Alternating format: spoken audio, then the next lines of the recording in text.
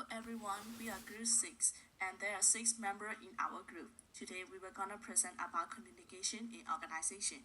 So let's get started. Before I start presentation, I would like to share what we can learn from these chapters. The first one, this chapter will describe the process of communication and fundamental purposes. For the second one, it will identify various forms of verbal media and explain which one is the most appropriate. And the third one and the fourth one will be described how technology has influenced in communication and different communication patterns according to sex and culture. The fifth one will be formal and informal communication and how they operate.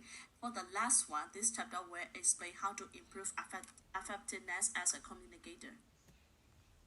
Here is the tables of contents and there will be 8 titles in our presentation. The first title is Communication Basic Natures. Communication becomes one of the important contributors to effective organization nowadays because of several key reasons. So let's see what are these. The first one is technology has speed up the pace of work. And also, work is more complex than before. And for employees, they are also likely to be distributed geographically, like doing international businesses. And the fourth one will be knowledge and information are key to success for today. And the last one is also about technology. Technology has transferred the way people do their job.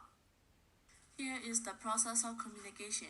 There are 5 elements in the communication process. I will explain that in details in the next slide.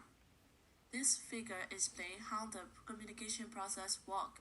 One sender trying to send a message to a receiver, it will encode the message. It's the process by which an idea is transferred and transmitted to receiver. That message needs to be transferred through a channel of communication pathway over which messages are transmitted, example, telephone, email, or speaking. When a receiver receives a message, he will try to decode that message. It's the process by which a receiver of messages transform back to the sender idea. It can be include interpretation and comprehension, but receiver ability to decode message represent a potential weakness in communication process. After receiving the message, the receiver will try to give a feedback to sender. Is the knowledge about the impact of messages on receiver. There are some noises at any point of communication process. They are the factors capable of distorting the clarity of messages and it can include poor encoding or decoding, disrupted channels, example like spam mails.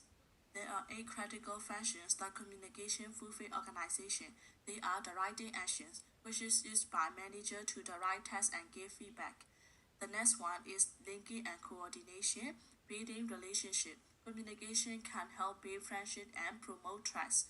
Another one is explaining organizational culture by sharing values and that can lead to stronger organization. Interorganizational linking is the process by which an organization communicates with another to accomplish their tasks. The next one is the presenting the organizational image, generating ideas, and the last one is promoting ideas and value by letting them to tell about themselves, and it is also a way to share concepts and belief.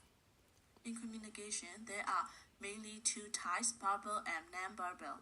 For verbal media, if our communication is highly personal and two-way communication, it can be called as wrist stretcher. For example, face-to-face communication, and it can be used to share vast amount of information. Another one is lane stretcher. It is highly impersonal and one-way communication, and it can also include statistical data. For example, newsletter and employee handbook. This is all about my presentation, and next presenter that will present more elements about non-verbal and verbal communication.